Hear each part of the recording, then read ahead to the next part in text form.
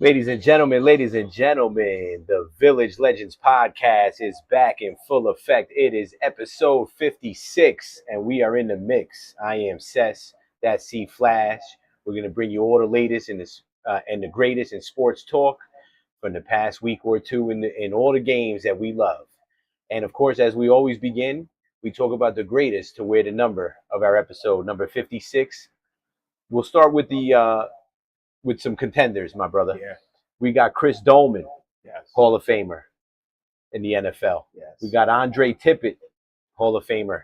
Well, both linebackers, correct, in the NFL. Yes. And we got Sam Mills, Jersey's own Sam Mills. I don't know if he's a Hall of Famer, but he was a damn good football player representing for New Jersey. Yes. I believe he is. Says awesome. And shout out to him because he was great. Shout out to him. And then, so it's a Hall of Fame edition, all game changers, in my opinion. And the biggest game changer of them all, number 56 himself, the GOAT, Lawrence Taylor, baby, LT.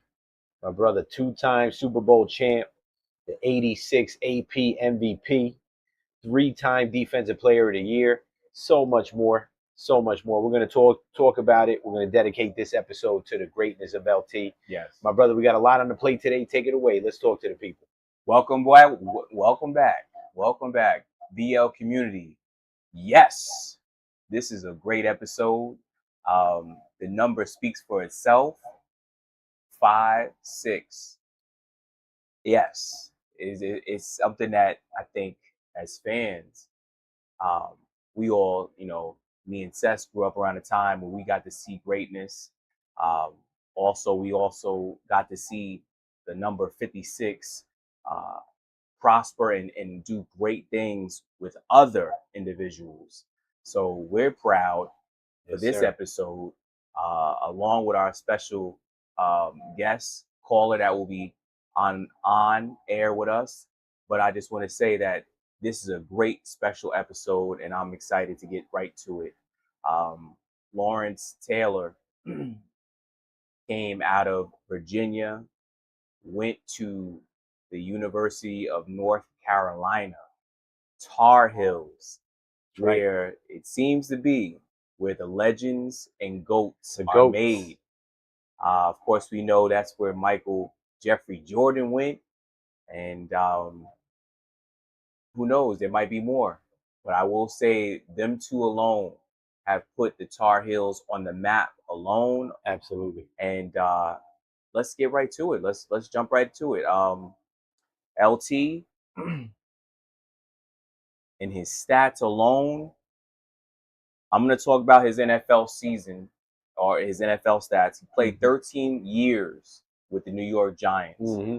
And LT put up some decent numbers. Now today, in today's world, where we have so much talent and the game has advanced and brought so much, we don't even people don't wait players don't wait to hear, oh, well, it's, I gotta, wait my turn. No, they're coming out ferocious now. One of LT's greatest quotes was, let's go out and play like a bunch of crazed dogs. That still resonates today because Lawrence was ferocious. And when he played with ferocity, and his coaches knew it from the first time he stepped on the field in practice. They were thinking about, hey, let's see what this kid has. By the first game of the season, LT was already starting his rookie season. He is the rookie of the year, I believe, of 1980 or 81. Yes, he was the rookie of the year. LT had, Seth, let's talk about this, 132 and 0.5 sacks in his career. Mm-hmm.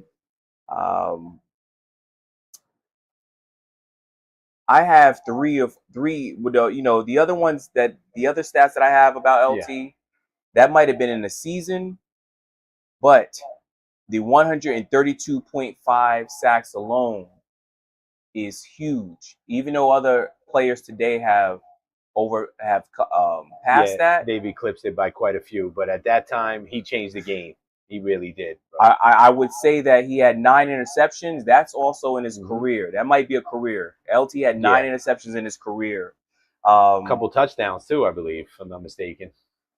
At least one. But he definitely had more forced fumbles. So that's why I don't want to read that stat, because that doesn't sound accurate to me. But in 1993, he had 28 solo tackles. That might have been LT's last year as a Giant. Crazy. If I'm not mistaken. 28 solo tackles. So good. And with that being said, we could go on and go on through this whole show talking about LT. Yes, sir.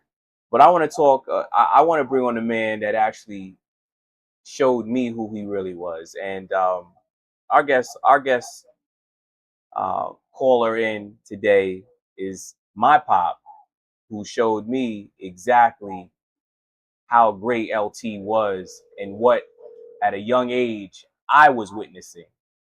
So I'm hoping that Pop could give some insight on exactly just how great LT was. Pop, you there? Hey, how you guys doing? What up, Pop? We good. Welcome Pop. back. Hey, Welcome back. What's up, Seth? How you doing, brother? So Pop, we just finished having a quick conversation about the great, and we say great, but he's really the GOAT, the greatest defensive player of all time in NFL history, Lawrence Taylor. Pop, give us some feedback and give us, your knowledge and exactly what you witnessed that put me on, that showed me how great LT was. First of all, you guys got to remember the University of North Carolina had 2 of the best GOATs to ever play basketball and football. That's right. Correct. Michael Jordan and Lawrence Taylor. Yes, sir. Now, Lawrence Taylor, a lot of people never really gave him credit, but he was one of the smartest defensive players that you can ever imagine. Yeah. He studied. He knew what he had to do. He knew what his opponents were going to do. He was a very smart man. Yeah. He still is a very smart man. I'm sorry. But when he lined up across from you, they knew that they had a problem. Yeah. First, they would start double teaming him. That didn't work. Then they would triple team him. That didn't work. Yes. He was too fast, too smart. He knew what the quarterback was going to do before the quarterback did it. The man was awesome. And he was very, very strong as far as not just physically, but mentally on the field. He broke a bone in his, I think it was his calf muscle in the lower part of his leg. And do you know he played the rest of the season on that? Wow. Yeah. I know I've heard some of the stories of LT's injuries and how he played. I did real quick, Pop. I just want to go back. He didn't really work out. LT did calisthenics. To my understanding, he did push-ups and sit-ups and all that other stuff. He didn't lift weights too much. No, not hardly at all. No. Amazing. He was just a natural talent. Yes. With a natural frame. Yes. Coaches like Bill Walsh of the 49ers, who was an offensive genius, and George Seifert and them, they changed their game plans and their offenses whenever they had to play the Giants around LT. Yeah. That's a true fact. Yes. Lawrence could sit in the defensive meeting, fall asleep, and Belichick would wake him up and ask him, "What did I just say?" He said, "Listen, this is what the boy's gonna do. This is what I'd be on the other side waiting for him." The man was talented, man. He was really, really a talented football player, and nobody could stop him. Nobody. No. Incredible. He so with all the talent that we see today, Pop, in about 20 years, have you seen anybody that came close to LT's dominance and greatness? No. Wow. Close? No. First of all, okay, I might be what's the word? I might be partial because of LT, but let me tell you something. LT did things that people today still don't do. Yes. The man knew how to get to the quarterback. He wasn't a defensive lineman, he was an outside linebacker. Mm-hmm. Okay? Yeah. He got past everybody. Okay. Well, how many defensive players have you ever heard won MVP of the league? I believe there's to only this day, 1 or 2, right? No, to this day, I don't think anybody's won it. I think LT is still the only one. Because they always pick a quarterback or a running back. Yep. Correct. Now, Lawrence won it. His numbers were off the chain. Yes. He should have won the second time, but he said they're going to give it to the blue-eyed, blonde-haired kid in San Francisco. And they sure did. Joe Montana. They sure did. And Lawrence's numbers were off the chart. No other defensive player ever had those numbers. Wow. Correct. He was amazing. Correct. Sideline to sideline. He was. You can't even compare anybody with him in today's football. I'm sorry. Nobody. Amazing. I had seen some clips of LT when he played at North Carolina, and Pop, the thing that the ferocity and just the aggressiveness of his play in college. I'm like, I don't think people realize what was coming to the NFL. Then the only ones that knew were the scouts. And listen, let me put it this way. Michael Jordan talked smack on the court to the guys who were guarding him. Yeah. Lawrence Taylor talked smack to the guys that were guarding him on the football field. Yes.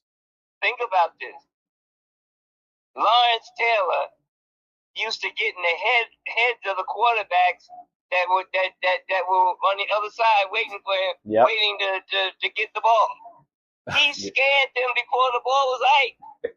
It's true. I believe it. Because the way he was coming off was insane. Was insane. And him and Michael Jordan used to get disgusted at the people they put on to check them.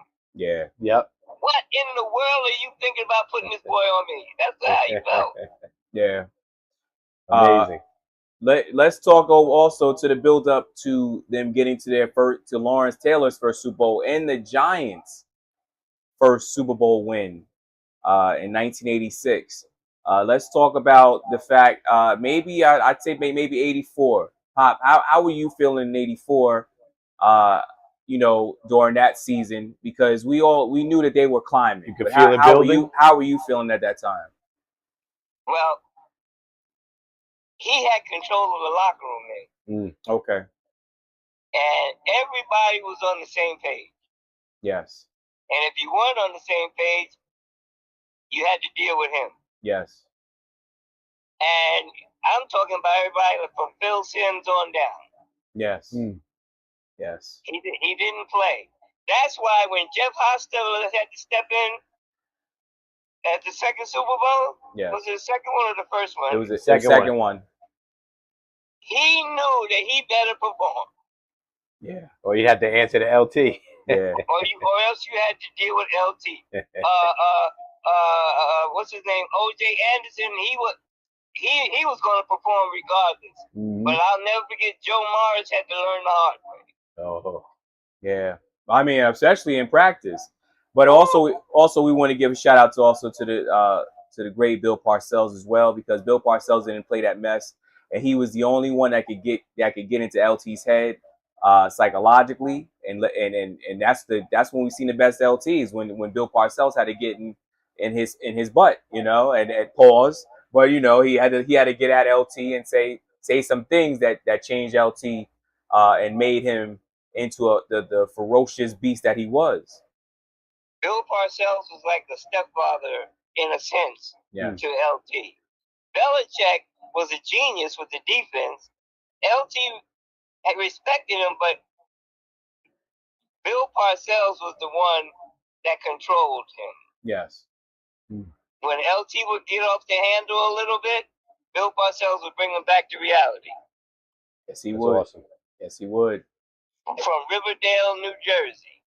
Yep, and then let's talk about one more future. Well, he is going to be a Hall of Famer. The great Bill Belichick, and that was Bill's first opportunity as a defensive coordinator. And if you know, like I know, Pop, let's talk about how he didn't really mess with LT too much. He just let him be. No, I think he was scared of him. No, he didn't mess with him at all. But what was the guy, Charlie Weiss? You remember him? Yes. Yes. He was offense. Yes. Charlie Weiss had the audacity to go up to LT one time. Listen, this is practice. We're on the same team. LT said, well, then what you need to do is go somewhere, because if you come in my face again, we got problems. I love it. Very. Now, okay, remember I talked about the broken part of his leg, okay? Yes. Mm-hmm. I know for a fact that they used to have to shoot him up before the game with something, whatever it was, okay? Yeah. I seen that man after the game when the shots were wearing off. And I'm telling you, you can't imagine the pain that man was going through. Wow. So when they get on him about the drugs and drinking and all that stuff, I understand what the people are saying, but they got to understand what some of these players are going through physically. Yes. I'm not saying it's right. Please, folks, believe me. I'm not saying it's right. But in order to, how do you say this? In order to mask the pain that you're going through, sometimes they had to do some wild stuff. Mm-hmm. Yes, they did. Yep. Yes, they did. I mean, what's the difference? What's the difference when the team shooting them up with something else? Yep. That could be a real great topic, Pop, for definitely another show. Mm-hmm. You know, it's crazy because that, you know, I want to also talk about real quick. Pardon me. Jerome Bettis showed us. He gave us a glimpse of his life after a football game. It was a regular football game, and you know, everybody know the bus ran hard, so he brought the cameras into his home, and Jerome Bettis can barely walk down the stairs. Right. So let's be clear about an NFL game. When you play an NFL game, there's no way you're walking, or if you do walk, you're going to stay in your home. You're not going out. You're staying home to recover until it's time to go back to practice. So yes. John Elway, I'm going to give you an example. John Elway was walking in front of some people in front of Giant Stadium one time. And they thought it was an old man walking. Yes. Wow. Yes. That's how bad his legs, his knees were. Yes. Tough game, man. Tough game. Now, you remember before the Super Bowl, one of the Super Bowls, we were playing in San Francisco. And that was for the NFC Championship game. Mm-hmm. Yes. And Joe Montana was driving to try and win the game. Yes, he was. LT got loose. LT got loose on that left side. Joe saw him coming, turned around, and ran into Jim Burt, I think it was, and got knocked out. Oh, now, when he broke his pinky. Lawrence is coming. Leonard Marshall. Yes, Leonard Marshall. Joe, you know it's crazy because Joe did a little shimmy, right? Yeah. And he wasn't aware that Leonard Marshall was coming with all of that impact on his back. Oh my God! Broke his pinky, I believe. No, he was knocked out. That was pretty much the end of Joe Montana with the 49ers. Yeah, that's right. You know, that's right. Even though that man won 4 Super Bowl rings, that play right there put Joe Montana out. And that was the welcoming of Steve Young. Yeah, that's right. That's right. Amazing. And Steve really ran for his life. Yes, he did. That's what he was doing, running for his life. You know, but you know what, Bill? You know, Bill Walsh really he liked what he saw in Steve Young when they picked him up from the Tampa Bay Buccaneers, and him coming to the 49ers, it put a little extra pep in Joe Montana's step. Oh yeah, because he knew somebody was ready to come in. You know, like Phil wasn't really worried about Hostetler until he got hurt. Right. Yes. Phil knew it was his position. He knew it was his. Hostetler played the way he did because he didn't want to see LT coming behind him. You know? No, and we still, as Giant fans, biased or not, we still show love to Jeff Hostetler, Pop. Oh yes. Absolutely. Oh, he got us one. He got us one for sure. He moved around a lot better than Phil. That's for sure. Yeah, definitely. One more thing, real quick, Pop, that we want to talk about. Talk about where you were at when LT broke Joe Theismann's leg. Okay, that was an accident. That's number one. Yeah, we know it was. Number two, if you look at the play good, you'll see that when LT got to Joe, then I think it was Leonard that fell on top of him. Yeah. And Joe's leg was already in a bad position. Yeah. LT jumped up and yelled to the sideline for the Redskins to send out the medical staff right away. Yes. People don't know this. The Giants went back home on the charter. LT stayed in Washington at the hospital until Montana came out of surgery. I mean, not Montana, Pop, Theismann. I'm sorry, Theismann. Yep. Yes. Until Theismann came out of surgery. Yes. People don't know that. And that's the thing. That's the reason why I wanted you to talk about it, because I wanted to let everybody know that LT, although he played ferocious, he had a heart. He had a heart. Yeah, he was a good dude. A big heart. Yes, he did. A big heart. You know, that ate him up because he heard the leg snap. Yes. And you don't want nobody, another player to get hurt like that, or they really get hurt. That play, when I seen it, Pop, I get up off the couch like, oh my. You feel it. You can, Yeah, it was gruesome to watch, Pop. But I want everybody to know, Lawrence stayed in Washington until Theismann came out of surgery. Okay. Awesome. Okay. That is awesome. That's real. That's real. Yes, sir. Good stuff. And the thing that everybody does not realize, what did they call the offensive line of Redskins? The Hogs or something? Yes. Yes. Well, the Hogs couldn't hold back the team. Nobody could. Hey, listen. In the NFC East, it's the Redskins, the Eagles. It's pretty much everybody, but mainly I would say the Cowboys and the Eagles are our rivals. But you cannot sleep on the Redskins. You can't. And even though they're not the Redskins no more, they are the Commanders. Yes, that's why I still think the NFC East is the toughest division in football. You know what running back LT really had respect for? A couple of them. Barry Sanders. Yes. Walter Payton. Yes. And Emmitt Smith. Yes. Awesome. Because Emmitt could get through the line quicker than a dart. Amazing. Yes. But Walter Payton would hit you, bounce off you, and keep coming. Yes. And Barry Sanders was just tough to catch. It was tough to touch. Yeah, Lawrence had a lot of admiration and respect for Barry Sanders. I know that because he talked about it. Yes, sir. Yes, sir. Yes, sir. Incredible. But they all respected Lawrence too. Yes, they did. Yes, they did. Well, Pop. Thanks, guys. Thank you. Thank you so much for the insight. Show. For sharing the stories and sharing the history of the great Lawrence Taylor. Thank you, Pop. Always a privilege, guys. Take care now. Talk to you later, Pop.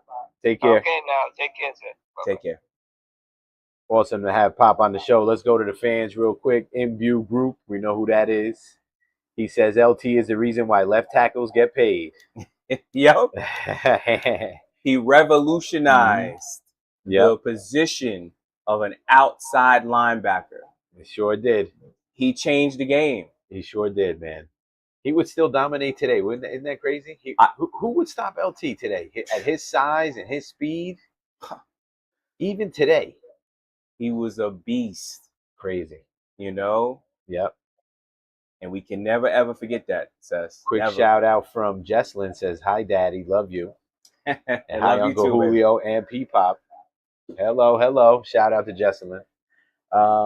My brother, that pretty much wraps up the LT. Guys, leave it in your comments.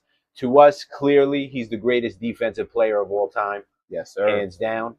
If you disagree, let us know in the comments. Let us know who you think was a greater presence on the defensive side of the football than Lawrence Taylor. I don't think there is one personally. There are some greats, though. Bruce Smith comes to mind. Reggie White comes to mind.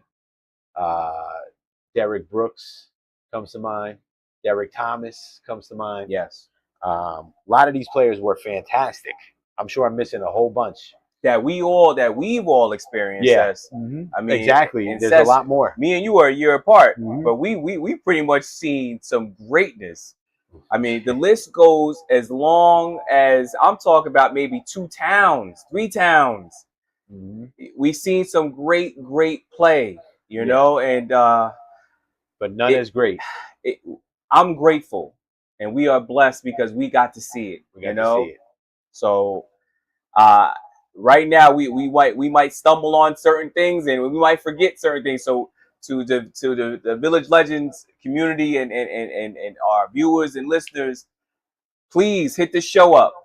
You know, refresh our memories. Yep. Because the list goes on of the great players defensively, but in our mind and in our opinion, there's only one LT. That's it. You know, and yeah, the other LT's on the offense, but this LT is bigger than the one that was on offense that made it to the Hall of Fame as well. So, you know, I mean, I got to go on a limb and say that as well. No doubt about it. No disrespect to you, LaDainian Tomlinson.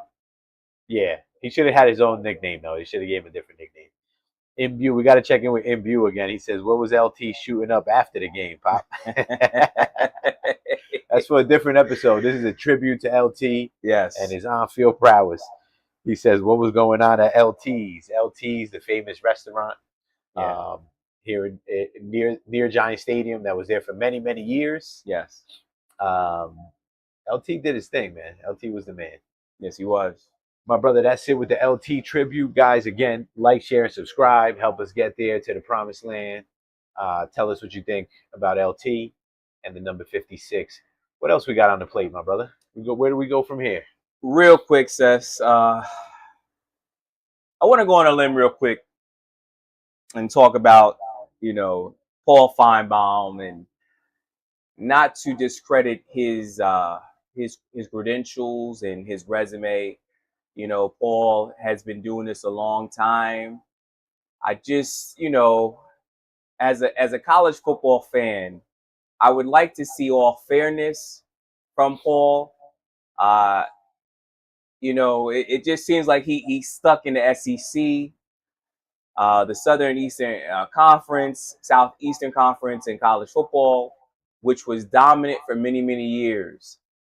Now the torch has been passed, and we are in the Big Ten now. All right. As for many people that don't know, I'm a Michigan fan from watching my shirt. Okay, I am a Michigan fan in.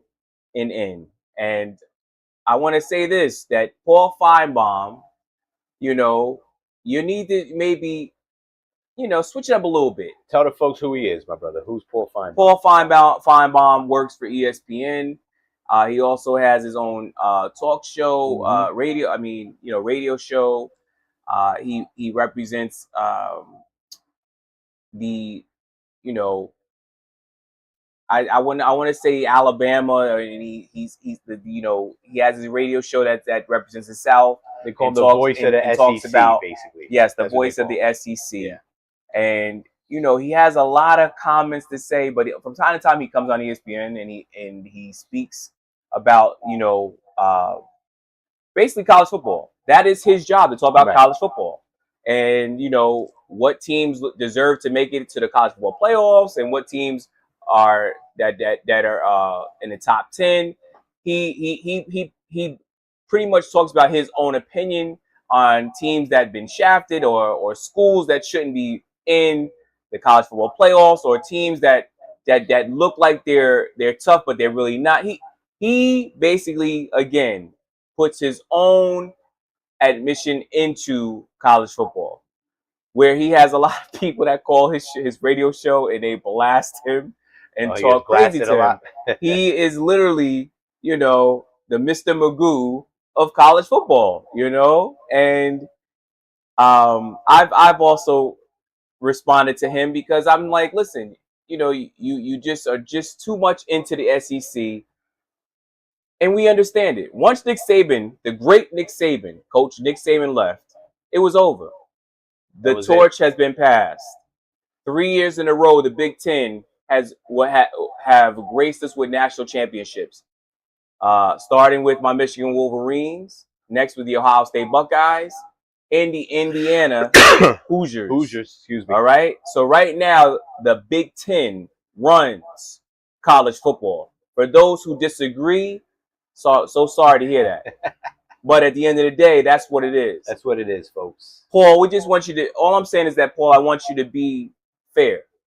This is, we are a Village Legend podcast, so I can speak on our platform that I'm sorry, as a Michigan fan, because my partner in crime, Seth, is Ohio State Buckeye fan. You know it.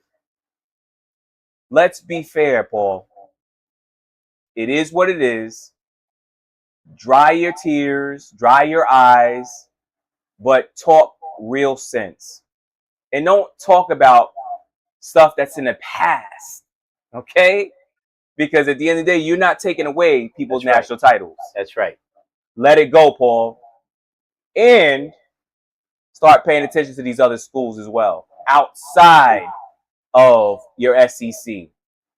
You're getting called out, Paul. Come on the show. The Bay C Flash. I'll mediate. So with college football, with that being said, I want to jump into the college football top 15, but it's really 16 because I didn't like the fact that Michigan was not in the top 15. So number one, you got the Ohio State Buckeyes. Everybody, it seems to be the coaches poll favorite. Number two, you got the Oregon Ducks, the Georgia Bulldogs. Number three. Number four, the Notre Dame Fighting Irish. Number 5, Texas Longhorns. Number 6, Indiana Hoosiers. Number 7, Miami Hurricanes. Number 8, Texas A&M. Number 9, Ole Miss. Number 10, Oklahoma. Number 11, LSU. Texas Tech is number 12. 13 is Bama. Again, 13 is Bama. Number 14, BYU. Number 15, USC. And number 16, the Michigan Wolverines. Number what? 16. Oh, I thought it was the top 15. I must have misheard that. So, with that being said, I want to put my own onus on it, on who will be in the college football playoffs. And I don't want to, be biased, but I'm going to at the end of the day. I really feel that my Michigan Wolverines will be in the top 12 to go to the college, to the CFP. Definitely, I definitely see Georgia. I definitely see Notre Dame. Indiana, I don't see. Sorry, Hoosier fans. Not trying to be disrespectful. I could see LSU, but we're gonna see as time goes by. Bama is always one to put in there. I don't really see. Well, you know what? Oh, sorry, Texas. I forgot that. Sorry, Texas fans. The Longhorns, that is. Arch Manning is a starting quarterback, and it's his show now. We have to include them, and I gotta say Ohio State. The Oregon Ducks are going to bring it every year, as they should, because of what they have going on. There's still more. So forgive me if I don't include them. What about Miami? You don't see another good season for Miami? They finally have what they were missing. All right. Mm-hmm. They have that aura. The Miami Hurricanes have that back, aura. Right? They're back. Mm-hmm. That swagger is back. Mm-hmm. They have the coach. They have a good quarterback. They had a good quarterback last year in Beck, Carson Beck. But now they have another good quarterback. Mm-hmm. That defense is going to still be ferocious.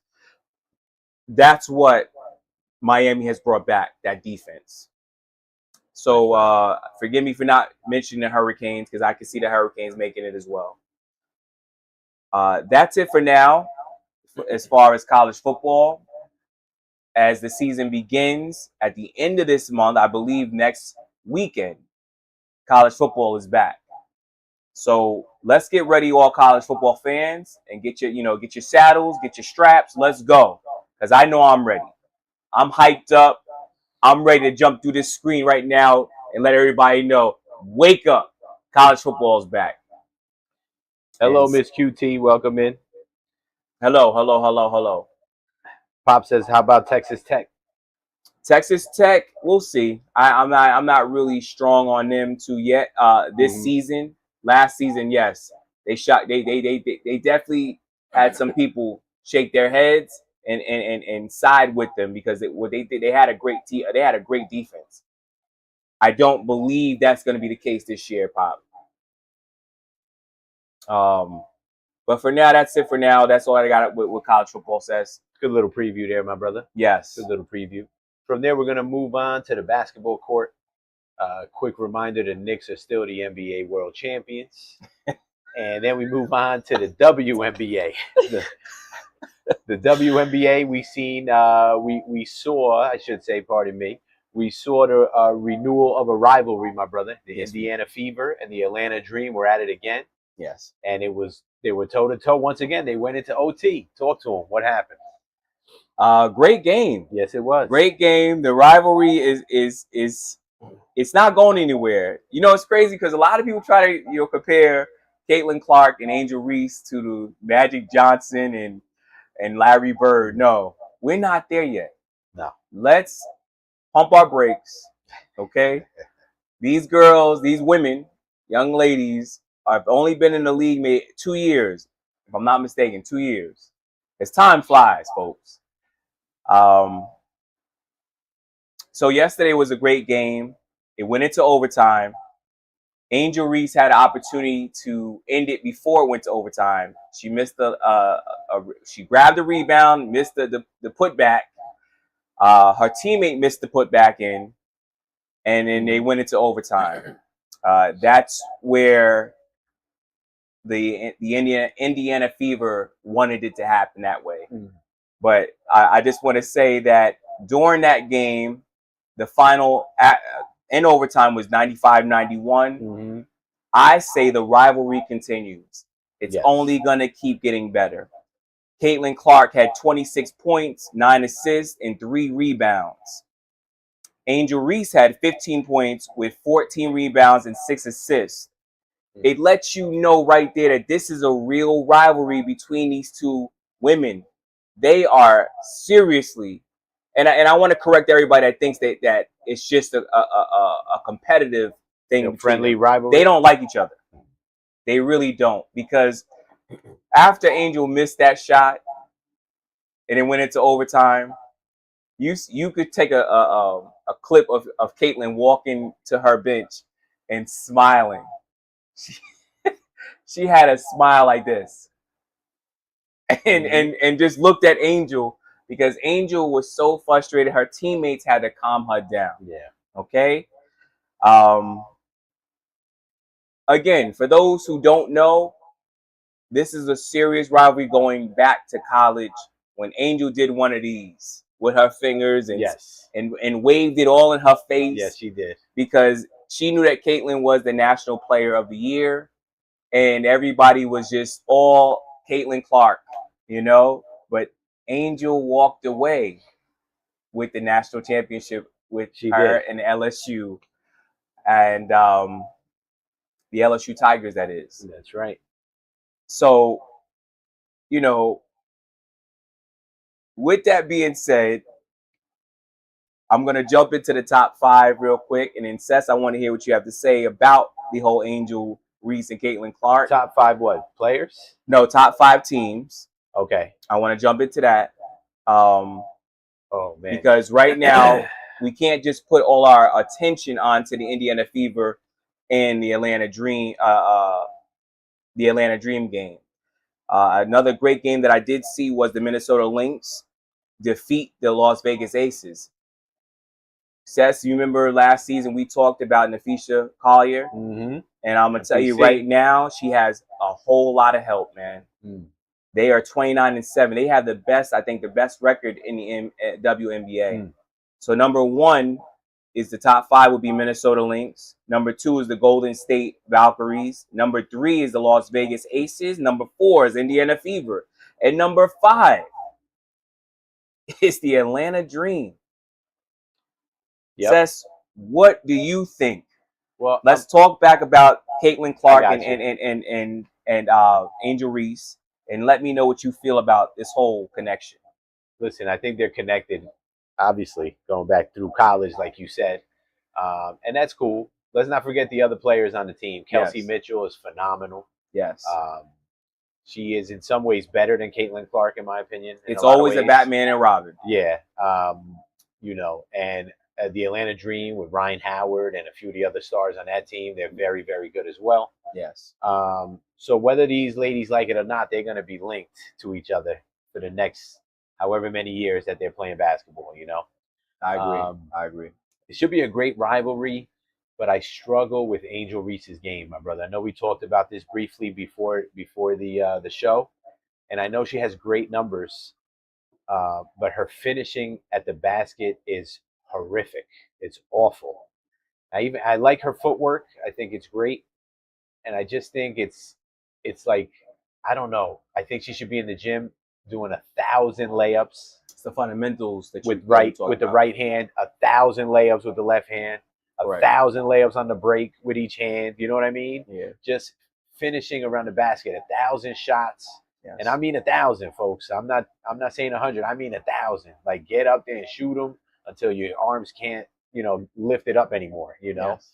Because she's so athletic. She does have it in her. You could tell by her footwork she has it in her. But her finesse with the ball in her hands is almost non-existent. I'm glad that she passes the ball. She had, 6 assists yesterday or something? She had 6 assists, my brother. So I'm glad she passes the ball. And like I said, she reminds me of Dennis Rodman a lot. I've said this before, because she has a knack for finding the ball. She will get the ball in her hands multiple times per possession, even under the boards. But she's just awkward offensively right now. Hopefully time is kind to her and she works on it. I know she worked with Hakeem Olajuwon on her footwork. Yeah. And you could see it in her feet. But it's just the finishing, man. It's just rough to watch her blow layups right under the rim continuously. It's not a good look for her, But back to, in terms of the rivalry, they're connected for life. Yes, it is what it is. Should be fun. I don't mind that Caitlin was laughing at her and Angels laughed at her before. No, not at all. And they'll laugh at each other in the future, Yeah. I think we should not lose sight of their surrounding teammates, though. Their reinforcements, so to speak, because they're some ballers, too. They're very good, my brother. And a good top 5 you were talking about, too. And the Lynx are good, too, with that, what's her name, Miles, too, joining MPC. She is nasty with the ball. Yes, she's like a Magic Johnson out there. She's really sweet with the ball. The Lynx, I don't want to go on a limb because the playoffs are coming close. As they're here, they're right around the corner. Yep. But I'm gonna say it. I think Minnesota is gonna win the championship this year. Good call, brother. That's good. Nice. Awesome, bro. Anything else in the WNBA, my brother? No, that's it, my brother. That's it. Awesome. Let's move to the PGA. Yes. Golf. Yes. By the way, folks, keep hitting that subscribe button. One of our lucky subscribers will play 18 holes with us at some point because we're out there every weekend. They call us Scotty and Rory out there. But yeah, listen, you guys are great. We ain't we trying. we're getting there. But that's the debate for today, man. Number one, we're just coming off a weekend where Scotty Scheffler won. My brother, talked to him about Scotty and what he did this weekend. Scotty won the FedEx St. Jude Championship in Memphis, Tennessee, by 8 strokes, 17 under par, 263. Round 1, he had 68 strokes. 2, I believe I'm saying that right, Sess. What was it? Let me see the stat, brother. Right over there, my brother. Yeah, he was under. He was 2 under, 2 under par. 2 under par. Yep. And round 2, 61 strokes and 9 under par. No, he's a beast. Round 3, 68 strokes, 2 under par. Round 4, 66 strokes, 4 under. Final was 17 under par. That's where we're going to be one day, brother. That is an amazing feat. It's something that me and Seth also wanted to bring to the attention to all our golf fans and listeners. Is Scotty Scheffler number 1 in the world, and is he deserving of it? Well, he is ranked number 1 in the world. Let's just get that straight. And Rory McIlroy is ranked number 2 in the world. Yes. Scotty has made 17 of 18 cuts this year, and he's won 2 tournaments with the FedEx just yesterday, this weekend, and the Amex tournament, American Express tournament earlier in the year. Rory has made all 12 of 12 cuts, and he won the Masters. So he got the big one. Correct. But, you know, I guess overall they're saying Scotty has played slightly better golf this year. So it's a battle for number 1, my brother. Rory's fantastic. He's got the second longest drive average too on the tour this year. But that's your 1 and 2 right there, my brother. I got to go with Scotty because he's just killing it right now. Scotty is doing things that, you know, that encourages our game when we're out in the golf course, and he makes it look so easy. Sure does. To those who are out there that go and play recreational golf, who are part of a golf course, or you know, that are members at a golf course, man, just take the time to sit back and watch this guy's game. He makes it look so easy, and he has finesse to it. Like, these are some great golfers. Yes, sir. Yes, you know, so I you know, again, the future is bright in golf, and a lot of young players. These are the 2 rivalries, because I believe Rory will definitely make his jump back to number 1. You just never know. Golf is very humbling, folks. So please watch it if you can. I understand people got things going on, or they just feel, hey, it's boring. When you play it, it's unbelievable. Yeah, play it if you can. Yes. If you watch it, whatever, but play it if you can. Yes. It's a good time. So yeah, that's it for that. Congrats to Scotty Scheffler, number 1. Rory at number 2 in the current rankings. From those rankings, my brother, we're going to move quickly to Major League Baseball. Yes. We're going to do a quick power ranking this week, and you tell me your thoughts as we go through them, my brother. We'll go real quick. I'm going to go down the line as we get close to the hour mark here. We'll get people out of here. Number 1 on my list, the Milwaukee Brewers. They currently have the best record in baseball. Mm-hmm. Jacob the Miz Mizorowski, the kid that's throwing 103, is 12-5 with a 1.75 ERA. He's lighting it up. A .75 whip, folks, which is unheard of. That's walks and hits per innings pitched. He's under 1 as an average. He's already at 210 strikeouts with a month and a half to go, or so. Okay. So number 1 is the Brewers. Number 2, the Tampa Bay Rays, the best home team in baseball, which is crazy because they're playing in Tropicana Field, because their stadium got wrecked by the storm over the offseason. So shout out to the Rays. Freddie Peralta, my brother, who was just in the Mets trade to Tampa Bay, he's struggling. 7.53 ERA since joining the Rays. So his woes continue. At number 3, even though they've been struggling a little bit lately, the LA Dodgers still at number 3. The $60 million man Kyle Tucker was booed this weekend in LA. LA, who never boos their players, but he dropped the ball in the outfield and they let him have it. Tucker is being booed. He's struggling, bro. He's hitting like 232. He's not having a good offensive year at all, and that's what they're paying him for. So he heard it from the Dodger crowd, who, again, folks, never boos anybody. Yes. I don't know how they can like everybody, but somehow they like everybody. Braves at number 4. Quick shout out to Matt Olson from the Braves, the Braves first baseman. The reason that the Braves let Freddie Freeman go, Freddie Freeman, one of the greatest players of our generation, the reason they were able to let him go is because they were bringing in Matt Olson, correct, who's one of the most underrated players of our generation. Matt Olson, currently 36 home runs right now with another 45 days to go. And my brother, his 5th straight season, he's on pace right now because he hasn't missed a game yet. He's on pace for his 5th straight season of 162 games. Every single game, every night, every day, Matt Olson is out there. So shout out to him. And at number 5 for me, the White Sox. I mean, their turnaround has been spectacular. They have a division lead of 5.5 games. And shout out to them for pulling the trigger on Murakami. He's been great for them offensively, my brother. That's it for the power rankings. Your thoughts on the power rankings this week? Anything you want to add in baseball this week, my brother? Well, Seth, we are approaching September, where there is still baseball. There's still a whole lot of baseball still left to go. Yes, sir.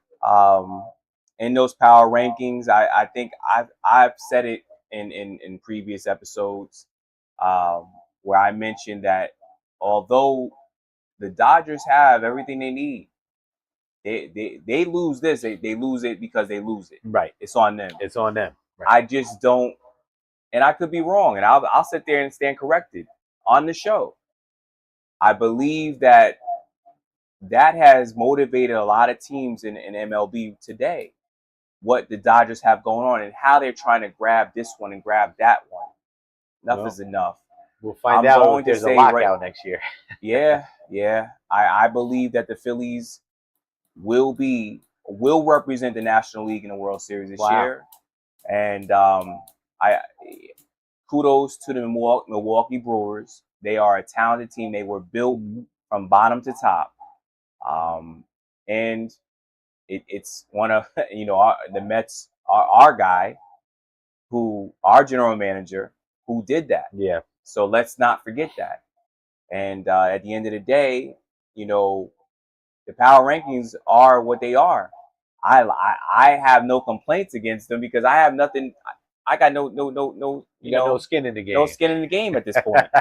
You know what I'm saying? I feel you. Look where we're at. Listen, if the Mets go 29-9 the rest of the way, we still got a chance here, my brother. So that's what we got to focus on right now. Real quick, Seth. Talk to him. Shout out. Well, it is from watching sources say that the sale of the San Diego Padres for $3.9 billion has gone into effect and has been approved by the MLB to Jose E. Feliciano and his wife and business partner Kwanzaa Jones. They have made history of being by being majority owners of a professional team in our country, our great country. Again, shout out to Jose E. Feliciano and his wife and business partner, Kwanzaa Jones. Kwanzaa Jones will be the first African American to have majority stake ownership in a professional team. So we just want to, and my partner says, want to give a shout out to both. Absolutely. It's amazing. It is amazing. It is amazing. Yes, absolutely. And it's a great franchise, a story franchise. And I forget the old owner's name, but he passed away. So the wife decided to sell the team after all those years. But he was also loved in the community. Peter Seidler. That's it. Yeah. So shout out to him as well and his family. But yeah, nothing but good stuff out there. There's another sale we want to tell you about real quick. what was that other sale? The Lakers. The Lakers are being sold. Is that something? Amazing, right? It is being, as it stands, for $12.5 billion, but that might be on pause due to Jeannie Buss's. She might have a say on this and might be able to stop it. The word was that the Lakers were being sold, but Jeannie Buss has stepped in, folks, and that was a big topic. I believe it happened last week, Sess. But it was. See what happens. We'll keep an eye on this story. We're definitely gonna keep an eye on the story, and we will see how that progresses. What's his name? Bob Iger. Bob Iger. That's his name? I believe so. Yes. Yeah, I think he was like under some kind of investigation. Came down from the White House. This has been the rumor mill. To our understanding, is Jared Kushner, little brother, who has and Iger, who are the ones who are taking in the sale of the Lakers franchise. But for now, we want to continue monitoring this story because we don't know clearly if that sale is going to go through. Yep, we'll keep an eye on that, brother. That's really good. Good call by Pop. We failed to mention the stud prospect from the St. Louis Cardinals, Joshua Baez, who hit 3 home runs in his first 3 major league at bats. Yes. The first guy to ever do that in history, folks. Yes. So shout out to that young man. What a debut. And by the way, first one to center field, second one to left field, and the last one opposite field to right field.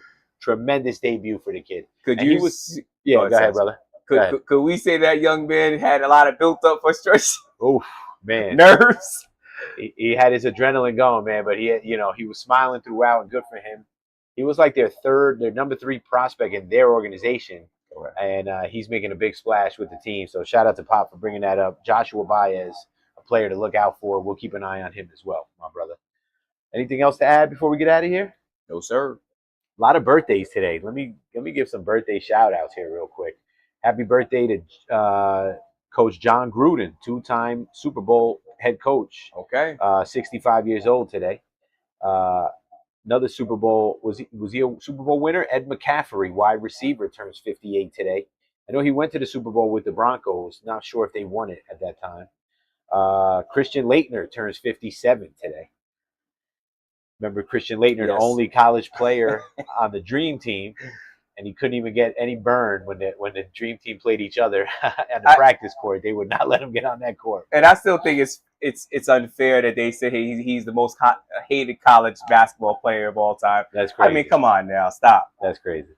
Happy birthday, Jim Courier, tennis champion. Jim Courier turns 56. Jorge Posada, world champion catcher, New York Yankees, turns 55. One of the greatest strikers in soccer history, Thierry Henry, the Frenchman, turns 49 years old. Great receiver back in the day, not too long ago, Antoine Randall L. turns 47. Yes. Former MVP for the Boston Red Sox, Dustin Pedroia. Yes. Only 43 today. And shout out to Boston Celtic and the man famous for this. Remember this dunk, my brother? Vince Carter. No. Who was it?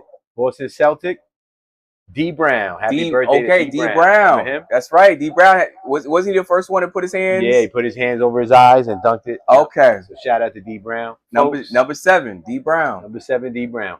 Folks, thanks for hanging for episode 56. It was a great one. Yes. We talked about the greats, the game changers of the game.